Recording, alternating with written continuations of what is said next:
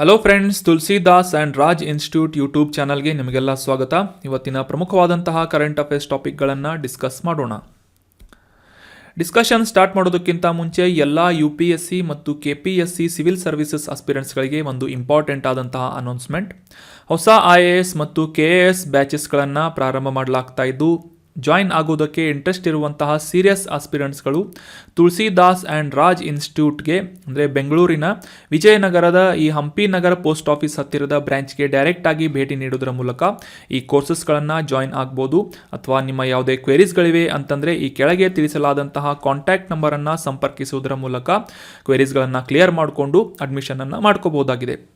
ಇನ್ನು ಇವತ್ತಿನ ಡಿಸ್ಕಷನನ್ನು ಪ್ರಾರಂಭ ಮಾಡೋಣ. ಇವತ್ತಿನ ಟಾಪಿಕನ್ನು ಡಿಸ್ಕಷನ್ ಮಾಡೋದಕ್ಕಿಂತ ಮುಂಚೆ ಒಂದು ಇಂಪಾರ್ಟೆಂಟ್ ಆದಂತಹ ಕ್ವಶನ್ ಆನ್ಸರ್ ಮಾಡೋದಕ್ಕೆ ಟ್ರೈ ಮಾಡಿ. ಈ ಕೆಳಗಿನ ದೇಶಗಳಲ್ಲಿ ಯಾವ ದೇಶ ಶಾಂಘಾಯ್ ಕೋಆಪರೇಷನ್ ಆರ್ಗನೈಸೇಷನ್ ಅಥವಾ ಶಾಂಘಾಯ್ ಸಹಕಾರ ಸಂಸ್ಥೆಯ ಸದಸ್ಯತ್ವವನ್ನು ಹೊಂದಿಲ್ಲ ಅಂತ ಗುರುತಿಸಬೇಕಾಗಿದೆ? ಆಪ್ಷನ್ಗಳಲ್ಲಿ Russia, option 2 Japan, option 3 Bharat ಅಥವಾ ಆಪ್ಷನ್ 4 ಉಜ್ಬೇಕಿಸ್ತಾನ್ ಅಂತ ನೀಡಲಾಗಿದ್ದು, ನಿಮ್ಮ ಉತ್ತರಗಳನ್ನು ಕಮೆಂಟ್ ಬಾಕ್ಸ್ನಲ್ಲಿ ಕಮೆಂಟ್ ಮಾಡಿ. ನೆಕ್ಸ್ಟ್ ಸೆಷನ್ನಲ್ಲಿ ಇದರ ಸರಿಯಾದ ಉತ್ತರವನ್ನು ತಿಳಿದುಕೊಳ್ಳೋಣ. ಇನ್ನು ಇವತ್ತಿನ ಮೊದಲನೇ ಆರ್ಟಿಕಲ್ ಏನು ಅಂತ ತಿಳ್ಕೊಳ್ಳೋದಕ್ಕಿಂತ ಮುಂಚೆ ನಮಗೆಲ್ಲ ಗೊತ್ತಿರುವ ಹಾಗೆ ಈ ಚಂದ್ರಯಾನ 3 ಮತ್ತು ಆದಿತ್ಯ L1 ಅನ್ನುವ ಯಶಸ್ವಿಯಾದಂತಹ ಉಡಾವಣೆಗಳ ನಂತರ ಭಾರತ ಸಮುದ್ರವನ್ನು ಅಥವಾ ಸಾಗರವನ್ನು ಎಕ್ಸ್ಪ್ಲೋರ್ ಮಾಡುವಂತಹ ಉದ್ದೇಶದಿಂದ ಸಮುದ್ರಯಾನ್ ಅನ್ನುವ ಮಿಷನನ್ನು ಪ್ರಾರಂಭ ಮಾಡಲಿದೆ. ಈ ಸಮುದ್ರಯಾನ್ ಅನ್ನುವ ಮಿಷನ್ನ ಅಡಿಯಲ್ಲಿ ಮೊದಲ ಬಾರಿಗೆ ಮಾನವ ಸಹಿತ ಸಬ್ಮರ್ಸಿಬಲ್ ಡೆವಲಪ್ ಮಾಡಲಾಗಿದೆ ಭಾರತದಲ್ಲಿ. ಇದರ ಹೆಸರು ಮತ್ಸ್ಯ 6000 ಅಂತ ನೆನ್ಪಿಟ್ಕೊಳ್ಳಿ, ವೆರಿ ಇಂಪಾರ್ಟೆಂಟ್. ಸಮುದ್ರಯಾನ ಈ ಒಂದು ಮಿಷನ್ನ ಅಡಿಯಲ್ಲಿ ಮಾನವ ಸಹಿತ ಸಬ್ಮರ್ಸಿಬಲ್ ಭಾರತದಲ್ಲಿ ಡೆವಲಪ್ ಮಾಡಲಾಗಿದ್ದು, ಇದರ ಹೆಸರು ಏನು ಅಂತಂದರೆ ಮತ್ಸ್ಯ 6000 ಅನ್ನೋದು ಆಗಿದೆ. ಈ ಮಾನವ ಸಹಿತ ಅಂದರೆ 3 ಜನ ಸಿಬ್ಬಂದಿಯೊಂದಿಗೆ ಬಂಗಾಳ ಕೊಲ್ಲಿಯಲ್ಲಿ 6000 ಮೀಟರ್ಗಳಷ್ಟು ಆಳದಲ್ಲಿ ಅಂದರೆ 6 ಕಿಲೋಮೀಟರ್ಗಳಷ್ಟು ಆಳದಲ್ಲಿ ಈ ಸಬ್ಮರ್ಸಿಬಲ್ ಈ 3 ಜನ ಸಿಬ್ಬಂದಿಯೊಂದಿಗೆ ಹೊತ್ತೊಯ್ಯಲಿದೆ. ಮತ್ಸ್ಯ 6000 ಅನ್ನೋದು ಇತ್ತೀಚೆಗೆ ಕಾಂಟೆಕ್ಸ್ಟ್ ಅಥವಾ ನ್ಯೂಸ್ನಲ್ಲಿ ಪಬ್ಲಿಷ್ ಆಗಿತ್ತು. ಸೊ ಹೀಗಾಗಿ ಈ ಮತ್ಸ್ಯ 6000 ಅನ್ನುವ ಈ ಒಂದು ಮಾನವ ಸಹಿತ ಸಬ್ಮರ್ಸಿಬಲ್ ಕುರಿತಾದಂತಹ ಕೆಲವೊಂದಿಷ್ಟು ಇಂಪಾರ್ಟೆಂಟ್ ಆದಂತಹ ಮಾಹಿತಿಗಳನ್ನು ಡಿಸ್ಕಸ್ ಮಾಡೋಣ. ಈ ಒಂದು ಇಮೇಜ್ನಲ್ಲಿ ನೋಡ್ಬೋದು ಯಾವ ರೀತಿಯಾಗಿ ಲ್ಯಾಬ್ರೇಟರಿಯಲ್ಲಿ ಇಡಲಾದಂತಹ ಮತ್ಸ್ಯ 6000 ಅನ್ನುವ ಈ ಒಂದು ಸಬ್ಮರ್ಸಿಬಲ್ ವಾಹನ ಯಾವ ರೀತಿಯದೆ ಅಂತ ಇದರ ಡಿಟೇಲನ್ನು ತಿಳ್ಕೋಣ. ಚೆನ್ನೈ ಮೂಲದ national institute of ocean technology NIOT ಅನ್ನುವ ಸಂಸ್ಥೆಯಿಂದ ಈ ಮಾನವ ಸಹಿತ ಸಬ್ಮರ್ಸಿಬಲ್ ವಾಹನವನ್ನು ಮತ್ಸ್ಯ 6000 ಅನ್ನುವ ಹೆಸರಿನ ಈ ಒಂದು ವಾಹನವನ್ನು ಡೆವಲಪ್ ಮಾಡಲಾಗಿದೆ ಅಂತ ನಾವು ಅಂಡರ್ಸ್ಟ್ಯಾಂಡ್ ಮಾಡ್ಕೋಬೋದು.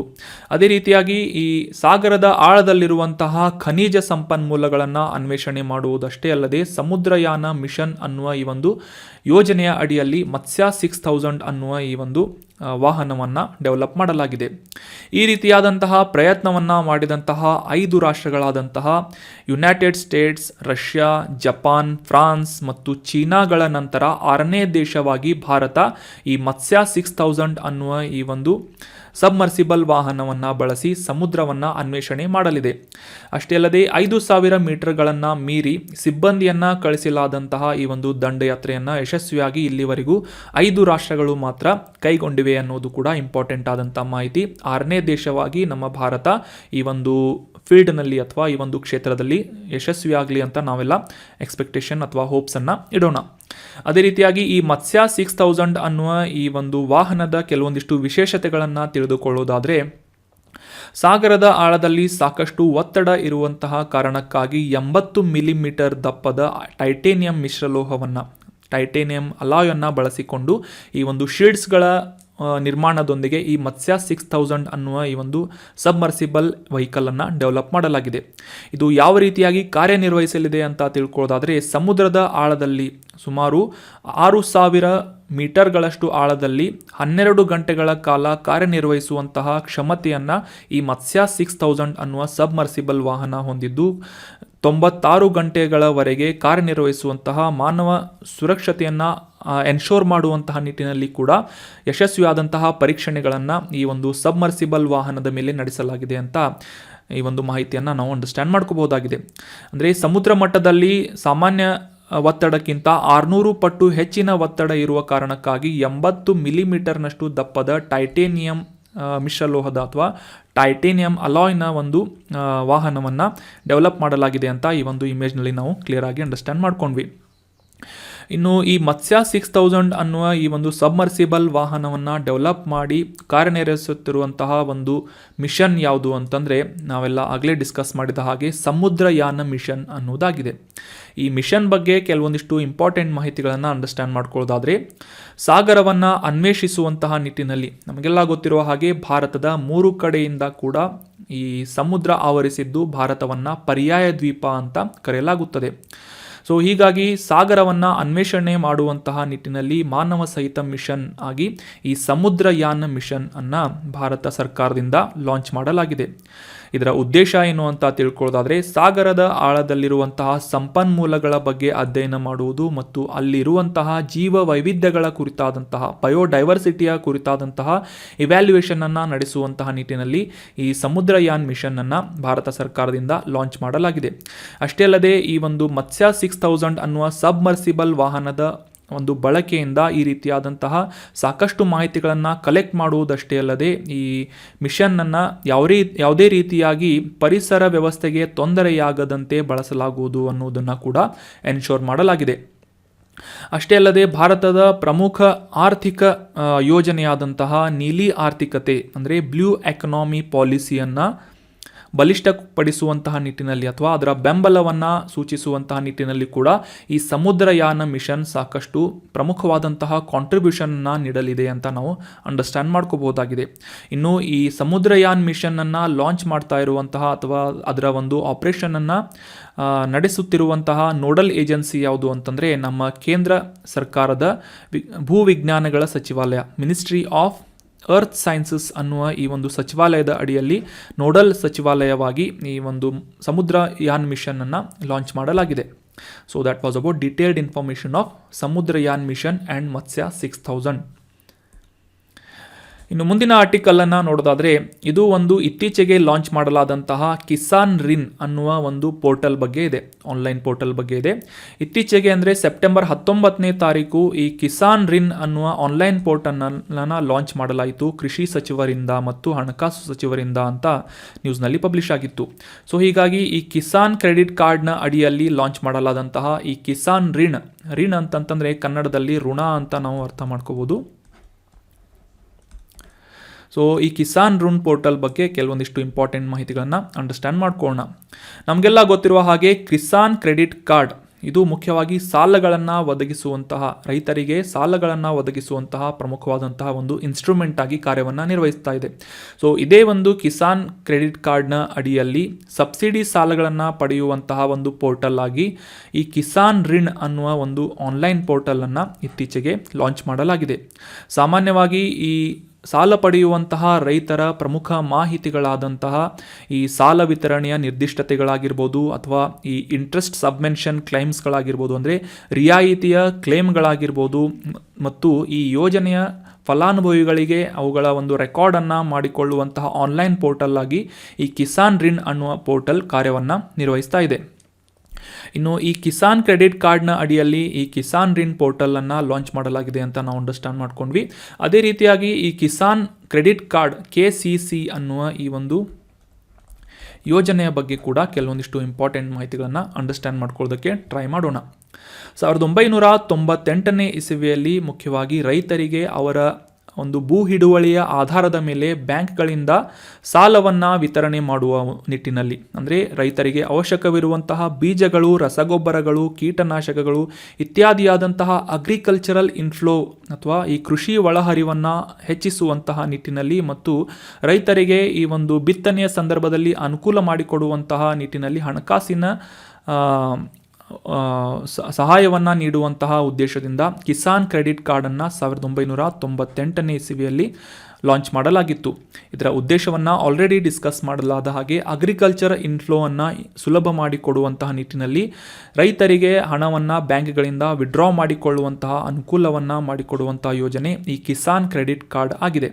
ಇದನ್ನು ಲಾಂಚ್ ಮಾಡಿದಂತಹ ಅಥವಾ ಅಭಿವೃದ್ಧಿಪಡಿಸಿದಂತಹ ಸಂಸ್ಥೆ ಭಾರತದ ನಾಬಾರ್ಡ್ ಅನ್ನುವ ಸಂಸ್ಥೆಯಾಗಿದೆ. ಇದರ ಫುಲ್ ಫಾರ್ಮ್ ಅನ್ನು ತಿಳ್ಕೊಳ್ಳೋದಾದರೆ national agricultural bank for rural development ಅನ್ನೋದು ಇದರ ಫುಲ್ ಫಾರ್ಮ್ ಆಗಿದೆ. NABARD ಇದರ full form national bank for agricultural and rural development ಅಂತ. ಸೊ 2004ರಲ್ಲಿ ಈ ಕೃಷಿಗೆ ಮಾತ್ರ ಸೀಮಿತವಾದಂತಹ ಈ ಒಂದು ಕಿಸಾನ್ ಕ್ರೆಡಿಟ್ ಕಾರ್ಡನ್ನು ಎಕ್ಸ್ಪಾಂಡ್ ಮಾಡಿ 2004ನೇ ಇಸವಿಯಲ್ಲಿ ಕೃಷಿಯೇತರ ಚಟುವಟಿಕೆಗಳಿಗೂ ಕೂಡ ರೈತರಿಗೆ ಸಾಲವನ್ನು ನೀಡುವಂತಹ ಅನುಕೂಲವನ್ನು ಈ ಕಿಸಾನ್ ಕ್ರೆಡಿಟ್ ಕಾರ್ಡ್ಗಳ ಮೂಲಕ ಮಾಡಿಕೊಡಲಾಗಿದೆ. ಸೊ ವೆರಿ ಇಂಪಾರ್ಟೆಂಟ್, ನೆನಪಿನಲ್ಲಿ ಇಟ್ಕೊಳ್ಳಿ. ಕಿಸಾನ್ ಕ್ರೆಡಿಟ್ ಕಾರ್ಡ್ಗಳ ಮೂಲಕ ಸಬ್ಸಿಡಿ ಮೂಲಕ ಈ ಒಂದು ಸಾಲಗಳನ್ನು ಪಡೆಯುವಂತಹ ಅನುಕೂಲವನ್ನು ಮಾಡಿಕೊಡಲಾಗಿದೆ. ಅದೇ ರೀತಿಯಾಗಿ ರೈತರ ಡೇಟಾಗಳನ್ನು ಸಂಗ್ರಹಣೆ ಮಾಡುವಂತಹ ಉದ್ದೇಶದಿಂದ ಇತ್ತೀಚೆಗೆ ಕಿಸಾನ್ ರಿನ್ ಪೋರ್ಟಲ್ ಅನ್ನು ಲಾಂಚ್ ಮಾಡಲಾಗಿದೆ ಅಂತ ಕೂಡ ನಾವು ಅಂಡರ್ಸ್ಟ್ಯಾಂಡ್ ಮಾಡ್ಕೋಬಹುದು. ಸೊ ಮುಖ್ಯವಾಗಿ ಈ ಕಿಸಾನ್ ರಿನ್ ಪೋರ್ಟಲ್ನ ಅಡಿಯಲ್ಲಿ ಕಿಸಾನ್ ಕ್ರೆಡಿಟ್ ಕಾರ್ಡ್ಗಳ ಮೂಲಕ ಯಾವ ರೀತಿಯಾಗಿ ಹಣವನ್ನು ವಿಡ್ರಾ ಮಾಡ್ಕೋಬಹುದು ಅಂತಂದರೆ, ಯಾವುದೇ ರೀತಿಯಾದಂತಹ ವಾಣಿಜ್ಯ ಬ್ಯಾಂಕ್ಗಳಾಗಿರ್ಬೋದು ಅಥವಾ RRB ಅಂತಂದರೆ ರೀಜನಲ್ ರೂರಲ್ ಬ್ಯಾಂಕ್ಸ್ಗಳಾಗಿರ್ಬೋದು, ಸಣ್ಣ ಹಣಕಾಸು ಬ್ಯಾಂಕ್ಗಳು ಆಗಿರ್ಬೋದು ಅಥವಾ ಇತರ ಕೋಆಪರೇಟಿವ್ ಸಂಸ್ಥೆಗಳಾಗಿರ್ಬೋದು, ಈ ರೀತಿಯಾದಂತಹ ಹಣಕಾಸು ಸಂಸ್ಥೆಗಳಿಂದ ಈ ಕಿಸಾನ್ ಕ್ರೆಡಿಟ್ ಕಾರ್ಡ್ಗಳ ಮೂಲಕ ರೈತರು ಹಣವನ್ನು ವಿಡ್ರಾ ಮಾಡಿಕೊಳ್ಳುವಂತಹ ಅನುಕೂಲವನ್ನು ಮಾಡಿಕೊಡಲಾಗಿದೆ. ಈ ಒಂದು ಯೋಜನೆಯ ಅಡಿಯಲ್ಲಿ ರೈತರಿಗೆ 3 ಲಕ್ಷದವರೆಗೆ, ಆಗಲೇ ತಿಳಿಸಿದ ಹಾಗೆ ಆಯಾ ರೈತರ ಭೂ ಹಿಡುವಳಿಯ ಆಧಾರದ ಮೇಲೆ 3 ಲಕ್ಷ ರೂಪಾಯಿಗಳವರೆಗಿನ ಸಾಲವನ್ನು ನೀಡಲಾಗುತ್ತೆ. ಸಾಮಾನ್ಯವಾಗಿ ಈ ರೈತರು ಶಾಶ್ವತ ಅಂಗವೈಕಲ್ಯವನ್ನು ಹೊಂದಿದಂತಹ ಸಂದರ್ಭದಲ್ಲಿ ಅಥವಾ ಮರಣಕ್ಕೆ ಈಡಾದಂತಹ ಸಂದರ್ಭದಲ್ಲಿ ಅವರ ಕುಟುಂಬಗಳಿಗೆ 50,000 ರೂಪಾಯಿಗಳ ಮತ್ತು ಇತರ ಅಪಾಯಗಳಿಗೆ 25,000 ರೂಪಾಯಿಗಳವರೆಗಿನ ವೈಯಕ್ತಿಕ ಅಪಘಾತ ವಿಮೆಯನ್ನು, ಆಕ್ಸಿಡೆಂಟಲ್ ಇನ್ಶೂರೆನ್ಸಸ್ಗಳನ್ನು ಕೂಡ ಈ ಕಿಸಾನ್ ಕ್ರೆಡಿಟ್ ಕಾರ್ಡ್ಗಳ ಮೂಲಕ ಮಾಡಿಕೊಡಲಾಗಿದೆ. ಸೊ ಈ ರೀತಿಯಾದಂತಹ ಸಾಕಷ್ಟು ಅನುಕೂಲ ಇರುವಂತಹ, ಪ್ರಯೋಜನಗಳಿರುವಂತಹ ಈ ಕಿಸಾನ್ ಕ್ರೆಡಿಟ್ ಕಾರ್ಡ್ಗಳ ಬಗ್ಗೆ ನೋಟ್ ಮಾಡಿಟ್ಕೊಳ್ಳಿ. ಇದನ್ನು ಯಾವ ರೀತಿಯಾಗಿ ರೈತರಿಗೆ ಅನುಕೂಲ ಮಾಡಿಕೊಡುವಂತಹ ನಿಟ್ಟಿನಲ್ಲಿ ಸರ್ಕಾರದಿಂದ ಕ್ರಮಗಳನ್ನು ಕೈಗೊಳ್ಳಲಾಗಿದೆ ಅಂತ ಏನಾದರೂ ಬರೀಬೇಕು ಅಂತಂದರೆ ಎಸ್ಸೆಗಳಲ್ಲಾಗಿರ್ಬೋದು ಅಥವಾ ಮೇನ್ಸ್ ಆನ್ಸರ್ ರೈಟಿಂಗ್ನಲ್ಲಾಗಿರ್ಬೋದು ಈ ಕಿಸಾನ್ ಕ್ರೆಡಿಟ್ ಕಾರ್ಡ್ ಮತ್ತು ಕಿಸಾನ್ ರಿನ್ ಪೋರ್ಟಲ್ಗಳ ಬಗ್ಗೆ ನೀವು ಮೆನ್ಷನ್ ಮಾಡಬಹುದಾಗಿದೆ. ಇನ್ನು ಮುಂದಿನ ಆರ್ಟಿಕಲ್ SFIO ಅಂದರೆ ಸೀರಿಯಸ್ ಫ್ರಾಡ್ ಇನ್ವೆಸ್ಟಿಗೇಷನ್ ಆಫೀಸ್, ಈ ಒಂದು ಸಂಸ್ಥೆಯ ಬಗ್ಗೆ ಡೀಟೇಲ್ ಆಗಿ ಅಂಡರ್ಸ್ಟ್ಯಾಂಡ್ ಮಾಡ್ಕೋಣ. 2016ನೇ ಇಸವಿಯಲ್ಲಿ ಡಿಮಾನಿಟೈಸೇಷನ್ ಆಗಿತ್ತು. ಡಿಮಾನಿಟೈಸೇಷನ್ ಅಥವಾ ನೋಟು ಅಮಾನ್ಯೀಕರಣ ಆಗಿತ್ತು. ಅಂದರೆ ಆ ಸಂದರ್ಭದಲ್ಲಿ 500 ರೂಪಾಯಿಗಳು ಮತ್ತು 1000 ರೂಪಾಯಿಗಳ ನೋಟ್ಸ್ಗಳನ್ನು ಬ್ಯಾನ್ ಮಾಡಲಾಗಿತ್ತು. ನೋಟ್ ಬ್ಯಾನ್ ಅಂತ ಕೂಡ ನಾವು ಇದನ್ನು ಕರಿತೇವೆ.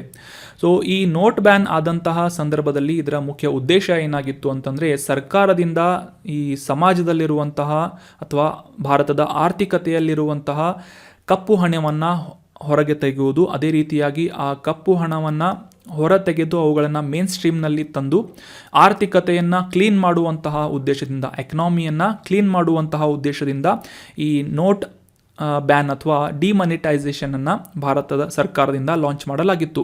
ಸೊ ಈ ಒಂದು ಸಂದರ್ಭದಲ್ಲಿ ಕಪ್ಪು ಹಣವನ್ನು, ಬ್ಲ್ಯಾಕ್ ಮನಿಯನ್ನು ವೈಟ್ ಮನಿಯಾಗಿ ಕನ್ವರ್ಟ್ ಮಾಡುವಂತಹ ನಿಟ್ಟಿನಲ್ಲಿ ಸಾಕಷ್ಟು ವಂಚನೆಗಳು ಕೂಡ ನಡೆದಿದ್ವು.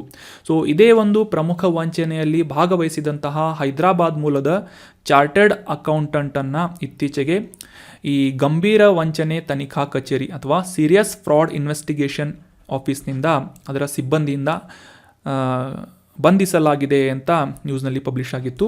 ಸೊ ಹೀಗಾಗಿ ಈ ಸರ್ಕಾರದ ಪ್ರಮುಖ ಸಂಸ್ಥೆಯಾದಂತಹ serious fraud investigation office SFIO ಅನ್ನುವ ಸಂಸ್ಥೆಯ ಕುರಿತಾಗಿ ಕೆಲವೊಂದಿಷ್ಟು ಇಂಪಾರ್ಟೆಂಟ್ ಮಾಹಿತಿಗಳನ್ನು ಈಗ ಡಿಸ್ಕಸ್ ಮಾಡೋಣ. ಮುಖ್ಯವಾಗಿ ಈ ಕಾರ್ಪೊರೇಟ್ ವಂಚನೆಗೆ ಸಂಬಂಧಪಟ್ಟಂತಹ ಕೇಸಸ್ಗಳನ್ನು ತನಿಖೆ ಮಾಡುವಂತಹ ನಿಟ್ಟಿನಲ್ಲಿ ಭಾರತ ಸರ್ಕಾರದಿಂದ ಸ್ಥಾಪಿಸಲ್ಪಟ್ಟಂತಹ ಒಂದು ಪ್ರಮುಖ ಸಂಸ್ಥೆ ಸೀರಿಯಸ್ ಫ್ರಾಡ್ ಇನ್ವೆಸ್ಟಿಗೇಷನ್ ಆಫೀಸ್ ಆಗಿದೆ.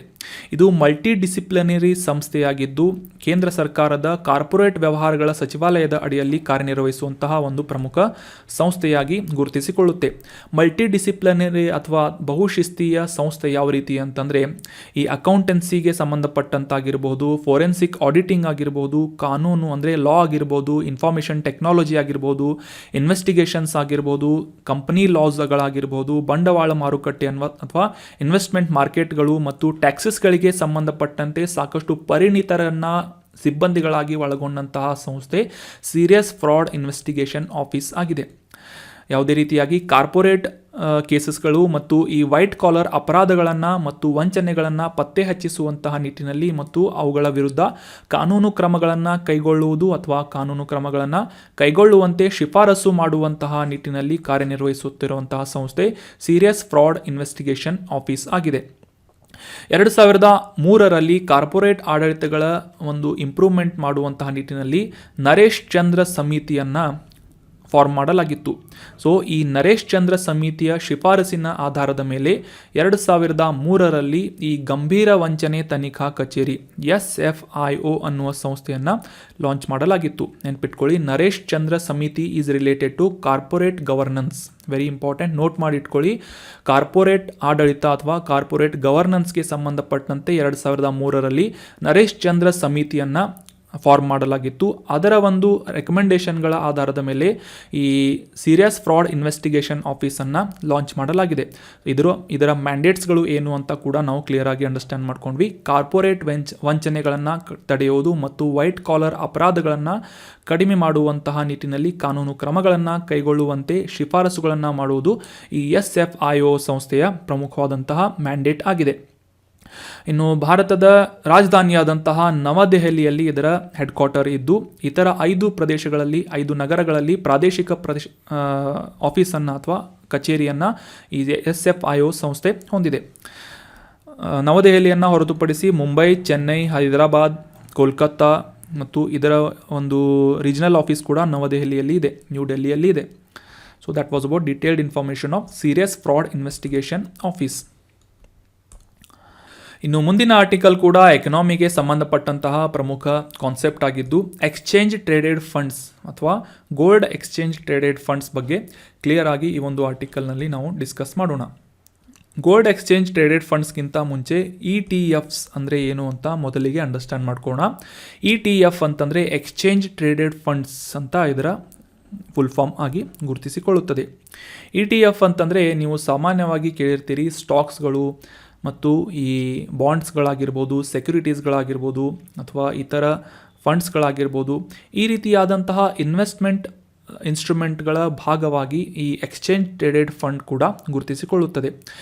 ಬಂಡವಾಳಗಳನ್ನು ಕಲೆಕ್ಟ್ ಮಾಡುವುದು ಅಥವಾ ಬಂಡವಾಳಗಳ ಸಂಗ್ರಹಣೆ ಈ ಒಂದು ಎಕ್ಸ್ಚೇಂಜ್ ಟ್ರೇಡೆಡ್ ಫಂಡ್ಸ್ನ ಮುಖ್ಯ ಉದ್ದೇಶ ಆಗಿದ್ದು ಇಕ್ವಿಟೀಸ್ಗಳು, ಬಾಂಡ್ಸ್ಗಳು ಮತ್ತು ಇತರ ವೈವಿಧ್ಯಮಯವಾದಂತಹ ಸೆಕ್ಯುರಿಟಿ ಬಾಸ್ಕೆಟ್ನಲ್ಲಿ ಇನ್ಕ್ಲೂಡ್ ಮಾಡಲಾದಂತಹ ಸ್ಟಾಕ್ಸ್ಗಳು, ಕಮೋಡಿಟೀಸ್ಗಳು ಅಥವಾ ಬಾಂಡ್ಸ್ಗಳು ಈ ರೀತಿಯಾದಂತಹ ಬಂಡವಾಳವನ್ನು ಕಲೆಕ್ಟ್ ಮಾಡುವಂತಹ ಇನ್ಸ್ಟ್ರೂಮೆಂಟ್ ಆಗಿ ಎಕ್ಸ್ಚೇಂಜ್ ಟ್ರೇಡೆಡ್ ಫಂಡ್ ಗುರುತಿಸಿಕೊಳ್ಳುತ್ತೆ. ಇತರ ಫಂಡ್ಸ್ಗಳಿಗೆ ಕಂಪೇರ್ ಮಾಡಿದರೆ ಈ ಎಕ್ಸ್ಚೇಂಜ್ ಟ್ರೇಡೆಡ್ ಫಂಡ್ಸ್ಗಳ ಫೀಸ್ ಏನಿರುತ್ತೆ ಸಾಕಷ್ಟು ಚೀಪರ್ ಆಗಿರುತ್ತೆ. ಅಂತಂದರೆ ಈ ಕಡಿಮೆ ಚಾರ್ಜಸ್ಗಳನ್ನು ಈ ಒಂದು ಎಕ್ಸ್ಚೇಂಜ್ ಟ್ರೇಡೆಡ್ ಫಂಡ್ಸ್ಗಳಲ್ಲಿ ಕಲೆಕ್ಟ್ ಮಾಡಲಾಗುತ್ತದೆ. ಇನ್ನು ಗೋಲ್ಡ್ ಎಕ್ಸ್ಚೇಂಜ್ ಟ್ರೇಡೆಡ್ ಫಂಡ್ಸ್ ಅಂದರೆ ಏನು ಅಂತ ಕ್ಲಿಯರ್ ಆಗಿ ಅಂಡರ್ಸ್ಟ್ಯಾಂಡ್ ಮಾಡ್ಕೊಳ್ಳೋದಾದರೆ ಅದಕ್ಕಿಂತ ಮುಂಚೆ ನೀವು ಸರ್ಕಾರದಿಂದ RBI ಮೂಲಕ ಈ ಸೋವರಿನ್ ಗೋಲ್ಡ್ ಬಾಂಡ್ಸ್ಗಳನ್ನು ವಿತರಣೆ ಮಾಡಲಾಗುತ್ತೆ ಅಂತ ನೀವೆಲ್ಲ ಓದಿರ್ತೀರಿ. SGB ಅಥವಾ ಸೋವರಿನ್ ಗೋಲ್ಡ್ ಬಾಂಡ್ಸ್ಗಳು ಅಂತ. ಇದರ ಅರ್ಥ ಏನು ಅಂತಂದರೆ ಈ ಡೈರೆಕ್ಟಾಗಿ ಚಿನ್ನವನ್ನು ಖರೀದಿ ಮಾಡಿ ಇನ್ವೆಸ್ಟ್ ಮಾಡೋದಕ್ಕಿಂತ ಬದಲಾಗಿ ಈ RBIನಿಂದ ವಿತರಿಸಲಾಗುವಂತಹ ಗೋಲ್ಡ್ ಬಾಂಡ್ಸ್ಗಳು ಅಂದರೆ ಸೋವರಿನ್ ಗೋಲ್ಡ್ ಬಾಂಡ್ಸ್ಗಳಲ್ಲಿ ನೀವು ಇನ್ವೆಸ್ಟ್ಮೆಂಟ್ ಮಾಡಬಹುದು. ಮೆಚುರಿಟಿ ಹೊಂದಿದಂತಹ ಸಂದರ್ಭದಲ್ಲಿ ವಿತ್ ಇಂಟ್ರೆಸ್ಟ್ ಆ ಸಂದರ್ಭದಲ್ಲಿ ಚಿನ್ನದ ಬೆಲೆ ಎಷ್ಟಿರುತ್ತೆ ಅಷ್ಟೇ ಹಣವನ್ನು ಸರ್ಕಾರದಿಂದ ಅಥವಾ RBIನಿಂದ ವಿತರಿಸಲಾಗುತ್ತದೆ. ಸೊ ಇದು ಸೋವರಿನ್ ಗೋಲ್ಡ್ ಬಾಂಡ್ ಅಂತ ಕರೆಸಿಕೊಳ್ಳುತ್ತೆ. ಅದೇ ರೀತಿಯಾದಂತಹ ಇನ್ನೊಂದು ಫಂಡ್ ಕಲೆಕ್ಷನ್ ಅಥವಾ ಇನ್ವೆಸ್ಟ್ಮೆಂಟ್ ಕಲೆಕ್ಷನ್ ಇನ್ಸ್ಟ್ರೂಮೆಂಟ್ ಆಗಿ ಗೋಲ್ಡ್ ಎಕ್ಸ್ಚೇಂಜ್ ಟ್ರೇಡ್ ಫಂಡ್ಸ್ಗಳನ್ನು ಗುರುತಿಸಲಾಗುತ್ತೆ. ಸಾಮಾನ್ಯವಾಗಿ ಈ ಫಿಸಿಕಲ್ ಗೋಲ್ಡ್ಗೆ ಬದಲಾಗಿ ಅಂದರೆ ಚಿನ್ನಕ್ಕೆ ಬದಲಾಗಿ ಈ ETFsಗಳನ್ನು ನೀವು ಖರೀದಿ ಮಾಡ್ಬೋದು. ಯೂನಿಟ್ಸ್ಗಳ ರೂಪದಲ್ಲಿ ವಿತರಿಸಲಾಗುವಂತಹ ಈ ಗೋಲ್ಡ್ ETFsಗಳನ್ನು ಖರೀದಿ ಮಾಡ್ಬೋದು. ಸೊ ಈ ಡೈರೆಕ್ಟಾಗಿ ಕಮೋಡಿಟೀಸ್ಗಳನ್ನು ಅಥವಾ ಚಿನ್ನವನ್ನು ಖರೀದಿ ಮಾಡುವುದಕ್ಕೆ ಬದಲಾಗಿ ಈ ಫಂಡ್ಸ್ಗಳನ್ನು ಖರೀದಿ ಮಾಡುವುದರ ಮೂಲಕ ಇವುಗಳ ಮೆಚ್ಯೂರಿಟಿ ಹೊಂದಿದಂತಹ ಸಂದರ್ಭದಲ್ಲಿ ನೀವು ಲಾಭವನ್ನು ಪಡೆಯುವಂತಹ ಅವಕಾಶ ಈ ಗೋಲ್ಡ್ ಎಕ್ಸ್ಚೇಂಜ್ ಟ್ರೇಡೆಡ್ ಫಂಡ್ಸ್ಗಳು ಮಾಡಿಕೊಡುತ್ತವೆ. ಇವು ಪಾಸಿವ್ ಇನ್ವೆಸ್ಟ್ಮೆಂಟ್ ಇನ್ಸ್ಟ್ರೂಮೆಂಟ್ ಆಗಿ ಗುರುತಿಸಿಕೊಳ್ಳುವುದರಿಂದ ಗೋಲ್ಡ್ ಪ್ರೈಸಸ್ಗಳು ಅಥವಾ ಈ ಚಿನ್ನದ ಬೆಲೆ ಎಷ್ಟಿರುತ್ತೆ ಅದೇ ರೀತಿಯಾದಂತಹ ಈ ಒಂದು ಫಂಡ್ಸ್ಗಳನ್ನು ಅದೇ ರೀತಿಯಾದಂಥ ಯೂನಿಟ್ಸ್ಗಳನ್ನು ಖರೀದಿ ಮಾಡುವುದರ ಮೂಲಕ ಫಂಡ್ಸ್ಗಳನ್ನು ನೀವು ಇನ್ವೆಸ್ಟ್ಮೆಂಟ್ ಮಾಡುವಂಥ ಅವಕಾಶವನ್ನು ಗೋಲ್ಡ್ ಎಕ್ಸ್ಚೇಂಜ್ ಟ್ರೇಡೆಡ್ ಫಂಡ್ಸ್ಗಳು ಮಾಡಿಕೊಡುತ್ತವೆ. ಇನ್ನು ಈ ಒಂದು ಕಾಂಟೆಕ್ಸ್ಟ್ ಏನು ಅಂತ ಅಂಡರ್ಸ್ಟ್ಯಾಂಡ್ ಮಾಡ್ಕೊಳ್ಳೋದಾದರೆ ಇತ್ತೀಚೆಗೆ ಕಳೆದ 16 ತಿಂಗಳಲ್ಲಿ ಅತಿ ಹೆಚ್ಚಾದಂತಹ ಇನ್ವೆಸ್ಟ್ಮೆಂಟ್ ಈ ಗೋಲ್ಡ್ ಎಕ್ಸ್ಚೇಂಜ್ ಟ್ರೇಡೆಡ್ ಫಂಡ್ಸ್ಗಳಲ್ಲಿ ಆಗಿದ್ದು, ಆಗಸ್ಟ್ ತಿಂಗಳಲ್ಲಿ ಒಟ್ಟು 1028 ಕೋಟಿ ರೂಪಾಯಿಗಳಷ್ಟು ಈ ಒಂದು ಇನ್ವೆಸ್ಟ್ಮೆಂಟ್ಸ್ಗಳನ್ನು ಗೋಲ್ಡ್ ಎಕ್ಸ್ಚೇಂಜ್ ಟ್ರೇಡೆಡ್ ಫಂಡ್ಸ್ಗಳು ಆಕರ್ಷಿಸಿವೆ ಅಂತ ನ್ಯೂಸ್ನಲ್ಲಿ ಪಬ್ಲಿಷ್ ಆಗಿತ್ತು. ಸೊ ಹೀಗಾಗಿ we have discussed about gold exchange traded funds ಮತ್ತು ETFಸ್ಗಳು ಅಂದರೆ ಏನು ಅಂತ ಕ್ಲಿಯರ್ ಆಗಿ ನಾವು ಅಂಡರ್ಸ್ಟ್ಯಾಂಡ್ ಮಾಡ್ಕೊಂಡ್ವಿ. So that was all about today's articles. ಈಗ ಡಿಸ್ಕಸ್ ಮಾಡಲಾದಂತಹ ಎಲ್ಲ ಆರ್ಟಿಕಲ್ಸ್ಗಳನ್ನು ಪ್ರಶ್ನೋತ್ತರ ರೂಪದಲ್ಲಿ ರಿವೈಸ್ ಮಾಡೋದಕ್ಕೆ ಟ್ರೈ ಮಾಡೋಣ. Revision time. ಮೊದಲನೇ ಪ್ರಶ್ನೆ ಏನು ಅಂತಂದರೆ, ಆಳ ಸಮುದ್ರದ ಅನ್ವೇಷಣೆ ಮಾಡುವಂತಹ ಉದ್ದೇಶದಿಂದ ಭಾರತದಲ್ಲಿ ಅಭಿವೃದ್ಧಿಪಡಿಸಲಾದಂತಹ ಮಾನವ ಸಹಿತ ಸಬ್ಮರ್ಸಿಬಲ್ ವಾಹನದ ಹೆಸರೇನು ಅಂತ ಪ್ರಶ್ನೆ ಇದೆ. ಆಪ್ಷನ್ಗಳಲ್ಲಿ ಸಾಗರ್ 8000, ಆಪ್ಷನ್ 2 ಸಮುದ್ರ 1000, ಆಪ್ಷನ್ 3 ಮತ್ಸ್ಯ 6000 ಅಥವಾ ಆಪ್ಷನ್ 4 ಅಂತರಂಗ 10000 ಅಂತ ಇದೆ. ಸರಿಯಾದ ಉತ್ತರ ಏನು ಅಂತಂದರೆ ಆಪ್ಷನ್ 3 ಮತ್ಸ್ಯ 6000 ಅನ್ನುವುದು ಈ ಮಾನವ ಸಹಿತ ಸಬ್ಮರ್ಸಿಬಲ್ ವಾಹನದ ವಿಸ್ತೃತ ಅಥವಾ ಹೆಸರಾಗಿದೆ. Option 3 is right answer. ನಾವು ಕ್ಲಿಯರ್ ಆಗಿ ಅಂಡರ್ಸ್ಟ್ಯಾಂಡ್ ಮಾಡ್ಕೊಂಡ್ವಿ. ಈ ಒಂದು ಸಮುದ್ರಯಾನ್ ಮಿಷನ್ನ ಅಡಿಯಲ್ಲಿ ಮತ್ಸ್ಯ 6000 ಅನ್ನುವ ಮಾನವ ಸಹಿತ ಸಬ್ಮರ್ಸಿಬಲ್ ವಾಹನವನ್ನು ಡೆವಲಪ್ ಮಾಡಲಾಗಿದೆ NIOT ಅನ್ನುವ ಸಂಸ್ಥೆಯಿಂದ ಅಥವಾ national institute of ocean technology ಅನ್ನುವ ಸಂಸ್ಥೆಯಿಂದ ಡೆವಲಪ್ ಮಾಡಲಾಗಿದೆ ಅಂತ ಇದರ ವೈಶಿಷ್ಟ್ಯತೆಗಳನ್ನು ಕೂಡ ನಾವು ಕ್ಲಿಯರ್ ಆಗಿ ಅಂಡರ್ಸ್ಟ್ಯಾಂಡ್ ಮಾಡ್ಕೊಂಡ್ವಿ. ಆಳ ಸಮುದ್ರದ ಸಂಪನ್ಮೂಲಗಳನ್ನು ಮತ್ತು ಸಮುದ್ರದ ಕುರಿತಾದಂತಹ ಮಾಹಿತಿಯನ್ನು, ನಾಲೆಜನ್ನು ಇಂಪ್ರೂವ್ ಮಾಡುವಂತಹ ಉದ್ದೇಶದಿಂದ, ಅಧ್ಯಯನ ಮಾಡುವಂತಹ ಉದ್ದೇಶದಿಂದ ಈ ಸಮುದ್ರಯಾನ್ ಮಿಷನನ್ನು ಭಾರತ ಸರ್ಕಾರದಿಂದ ಲಾಂಚ್ ಮಾಡಲಾಗಿದೆ ಅಂತ ಕೂಡ ಅಂಡರ್ಸ್ಟ್ಯಾಂಡ್ ಮಾಡ್ಕೊಂಡ್ವಿ. So Matsya 6000 is right answer. ಇನ್ನು ಮುಂದಿನ ಪ್ರಶ್ನೆ, ಈ ಕೆಳಗಿನ ಯಾವ ಉದ್ದೇಶಕ್ಕಾಗಿ ಕಿಸಾನ್ ರಿಣ್ ಅನ್ನುವ ಆನ್ಲೈನ್ ಪೋರ್ಟಲನ್ನು ಅಭಿವೃದ್ಧಿಪಡಿಸಲಾಗಿದೆ ಅಂತ ಪ್ರಶ್ನೆ ಇದೆ. ಆಪ್ಷನ್ಗಳಲ್ಲಿ ರೈತರಿಗೆ ನೇರವಾಗಿ ಗೊಬ್ಬರ ವಿತರಣೆ ಮಾಡುವುದು, ಆಪ್ಷನ್ 2 ರೈತರಿಗೆ ಸಬ್ಸಿಡಿ ಸಾಲಗಳನ್ನು ನೀಡಲು, ಆಪ್ಷನ್ 3 ರೈತರಿಗೆ ಬೆಳೆ ವಿಮೆ ನೀಡಲು ಅಥವಾ ಆಪ್ಷನ್ 4 ಮೇಲಿನ ಯಾವುದೂ ಅಲ್ಲ ಅಂತ ಇದೆ. ಈ ಕಿಸಾನ್ ರಿಣ್ ಎದಕ್ಕೆ ಸಂಬಂಧಪಟ್ಟಿದೆ ಅಂತಂದರೆ ಆಪ್ಷನ್ 2 ರೈತರಿಗೆ ಸಬ್ಸಿಡಿ ಸಾಲಗಳನ್ನು ವಿತರಿಸುವಂತಹ ನಿಟ್ಟಿನಲ್ಲಿ ಈ ಕಿಸಾನ್ ರಿಣ್ ಅನ್ನುವ ಹೆಸರಿನ ಆನ್ಲೈನ್ ಪೋರ್ಟಲನ್ನು ಇತ್ತೀಚೆಗೆ ಲಾಂಚ್ ಮಾಡಲಾಗಿದೆ ಅಂತ ಅಂಡರ್ಸ್ಟ್ಯಾಂಡ್ ಮಾಡ್ಕೊಂಡ್ವಿ. ಮುಖ್ಯವಾಗಿ ಈ ಕಿಸಾನ್ ಕ್ರೆಡಿಟ್ ಕಾರ್ಡ್ನ ಅಡಿಯಲ್ಲಿ ಈ ಕಿಸಾನ್ ರಿಣ್ ಅನ್ನುವ ಆನ್ಲೈನ್ ಪೋರ್ಟಲನ್ನು ಅಭಿವೃದ್ಧಿಪಡಿಸಲಾಗಿದೆ. ಮುಖ್ಯವಾಗಿ ರೈತರಿಗೆ ಸಾಲ ವಿತರಿಸುವಂತಹ ನಿಟ್ಟಿನಲ್ಲಿ ಅವರ ಇನ್ಫಾರ್ಮೇಷನ್ಗಳು ಅಥವಾ ಡೇಟಾಗಳಾದಂತಹ ಈ ಇಂಟ್ರೆಸ್ಟ್ ಸಬ್ವೆನ್ಷನ್ ಕ್ಲೈಮ್ಸ್ಗಳಾಗಿರ್ಬೋದು ಅಥವಾ ಸಾಲ ವಿತರಣೆಗೆ ಸಂಬಂಧಪಟ್ಟಂತಹ ಸಾಕಷ್ಟು ನಿರ್ದಿಷ್ಟತೆಗಳು, ಇನ್ಫಾರ್ಮೇಷನ್ಗಳಾಗಿರ್ಬೋದು ಮತ್ತು ಈ ಯೋಜನೆಯ ಪ್ರಯೋಜನವನ್ನು ಪಡೆದುಕೊಳ್ಳುವಂತಹ ಇತರ ರೈತ ಅಥವಾ ರೈತರಿಗೆ ಸಂಬಂಧಪಟ್ಟಂತಹ ಮಾಹಿತಿಯಾಗಿರ್ಬೋದು, ಸಾಕಷ್ಟು ಸಮಗ್ರವಾದಂತಹ ಒಂದು ಪ್ರಾಸ್ಪೆಕ್ಟಿವನ್ನು ನೀಡುವಂತಹ ನಿಟ್ಟಿನಲ್ಲಿ ಈ ಕಿಸಾನ್ ರಿಣ್ ಅನ್ನುವ ಹೆಸರನ್ನು ಆನ್ಲೈನ್ ಪೋರ್ಟಲನ್ನು ಇತ್ತೀಚೆಗೆ ಹಣಕಾಸು ಸಚಿವರು ಮತ್ತು ಕೃಷಿ ಸಚಿವರಿಂದ ಲಾಂಚ್ ಮಾಡಲಾಯಿತು ಅಂತ ಕ್ಲಿಯರ್ ಆಗಿ ಅಂಡರ್ಸ್ಟ್ಯಾಂಡ್ ಮಾಡ್ಕೊಂಡ್ವಿ. ಸೊ ಆಪ್ಷನ್ 2 ರೈತರಿಗೆ ಸಬ್ಸಿಡಿ ಸಾಲಗಳನ್ನು ನೀಡುವಂಥ ನಿಟ್ಟಿನಲ್ಲಿ ಕಿಸಾನ್ ಕ್ರೆಡಿಟ್ ಕಾರ್ಡ್ನ ಅಡಿಯಲ್ಲಿ ಈ ಕಿಸಾನ್ ರಿಣ್ ಅನ್ನುವ ಹೆಸರಿನ ಆನ್ಲೈನ್ ಪೋರ್ಟಲನ್ನು ಲಾಂಚ್ ಮಾಡಲಾಗಿದೆ. ಮುಂದಿನ ಪ್ರಶ್ನೆ, ಈ ಕೆಳಗಿನ ಯಾವ ಕಾರ್ಯಗಳನ್ನು ನಿರ್ವಹಿಸುವಂತಹ ಜವಾಬ್ದಾರಿಯನ್ನು ಈ SFIO ಅಥವಾ ಗಂಭೀರ ವಂಚನೆ ತನಿಖಾ ಕಚೇರಿ ಸೀರಿಯಸ್ ಫ್ರಾಡ್ ಇನ್ವೆಸ್ಟಿಗೇಷನ್ ಏಜೆನ್ಸಿ ಹೊಂದಿದೆ ಅಂತ ಪ್ರಶ್ನೆ ಇದೆ. ಆಪ್ಷನ್ 1 ಕಾರ್ಪೊರೇಟ್ ವಂಚನೆಗಳನ್ನು ತನಿಖೆ ಮಾಡುವುದು, ಆಪ್ಷನ್ 2 ಮಹಿಳಾ ಅತ್ಯಾಚಾರಗಳನ್ನು ತನಿಖೆ ಮಾಡುವುದು, ಆಪ್ಷನ್ 3 ಮಕ್ಕಳ ಅಪಹರಣಗಳ ತನಿಖೆ, ಆಪ್ಷನ್ 4 ಟ್ಯಾಕ್ಸ್ ಅಥವಾ ತೆರಿಗೆ ವಂಚನೆ ಅಂತ ಇದೆ. ಸೊ ಸರಿಯಾದ ಉತ್ತರ ಏನು ಅಂತಂದರೆ ಆಪ್ಷನ್ 1 ಕಾರ್ಪೊರೇಟ್ ವಂಚನೆಗಳನ್ನು, ಅಪರಾಧಗಳನ್ನು ತನಿಖೆ ಮಾಡುವಂತಹ ನಿಟ್ಟಿನಲ್ಲಿ 2003ನೇ ಇಸವಿಯಲ್ಲಿ ಈ SFIO ಅನ್ನುವ ಸಂಸ್ಥೆಯನ್ನು ಲಾಂಚ್ ಮಾಡಲಾಗಿತ್ತು ಅಂತ ಕ್ಲಿಯರ್ ಆಗಿ ಅಂಡರ್ಸ್ಟ್ಯಾಂಡ್ ಮಾಡ್ಕೊಂಡ್ವಿ. ನರೇಶ್ ಚಂದ್ರ ಸಮಿತಿ, ಈ ಕಾರ್ಪೊರೇಟ್ ಗವರ್ನೆನ್ಸ್ಗೆ ಸಂಬಂಧಪಟ್ಟಂತೆ ನರೇಶ್ ಚಂದ್ರ ಸಮಿತಿಯ ರೆಕಮೆಂಡೇಶನ್ ಆಧಾರದ ಮೇಲೆ ಈ SFIO ಅನ್ನುವ ಸಂಸ್ಥೆಯನ್ನು ಲಾಂಚ್ ಮಾಡಲಾಗಿತ್ತು ಅಥವಾ ಎಸ್ಟಾಬ್ಲಿಷ್ ಮಾಡಲಾಗಿತ್ತು. Option 1 is right answer. ಮುಂದಿನ ಪ್ರಶ್ನೆ, ಈ ಹಣಕಾಸಿನ ಹೂಡಿಕೆಗಳಿಗೆ ಸಂಬಂಧಪಟ್ಟಂತೆ ETF ಇದರ ವಿಸ್ತೃತ ರೂಪ ಏನು, ಫುಲ್ ಫಾರ್ಮ್ ಏನು ಅಂತ ಪ್ರಶ್ನೆ ಇದೆ. Option 1 expenses transferable funds, option 2 extended token funds, option 3 exchange traded funds, option 4 ಮೇಲಿನ ಯಾವುದು ಅಲ್ಲ ಅಂತ ಇದೆ. ಸೊ ಸರಿಯಾದ ಉತ್ತರ ಏನು ಅಂತಂದರೆ ಆಪ್ಷನ್ 3 ಎಕ್ಸ್ಚೇಂಜ್ ಟ್ರೇಡೆಡ್ ಫಂಡ್ಸ್ ಅನ್ನೋದು ಈ ETF-ನ ವಿಸ್ತೃತ ರೂಪ ಆಗಿದೆ. ನಾವು ಕ್ಲಿಯರ್ ಆಗಿ ಈ ಒಂದು ಆರ್ಟಿಕಲ್ನಲ್ಲಿ ಡಿಸ್ಕಸ್ ಮಾಡಿದ್ವಿ. ಗೋಲ್ಡ್ ಎಕ್ಸ್ಚೇಂಜ್ ಟ್ರೇಡ್ ಬಗ್ಗೆ ಟ್ರೇಡೆಡ್ ಫಂಡ್ಸ್ ಬಗ್ಗೆ ಅಂಡರ್ಸ್ಟ್ಯಾಂಡ್ ಮಾಡ್ಕೊಂಡ್ವಿ. ಅದೇ ರೀತಿಯಾಗಿ ಈ ETFs ಅಂತಂದರೆ ಎಕ್ಸ್ಚೇಂಜ್ ಟ್ರೇಡೆಡ್ ಫಂಡ್ಸ್ ಅಂದರೆ ಏನು ಅಂತ ಕೂಡ ಕ್ಲಿಯರ್ ಆಗಿ ಅಂಡರ್ಸ್ಟ್ಯಾಂಡ್ ಮಾಡ್ಕೊಂಡ್ವಿ. So that was all about today's discussion. ಈ ಕಂಟೆಂಟನ್ನು ನಿಮ್ಮ ಎಲ್ಲ ಫ್ರೆಂಡ್ಸ್ಗಳ ಜೊತೆ ಶೇರ್ ಮಾಡಿ. Thank you so much for joining the discussion. Have a nice day.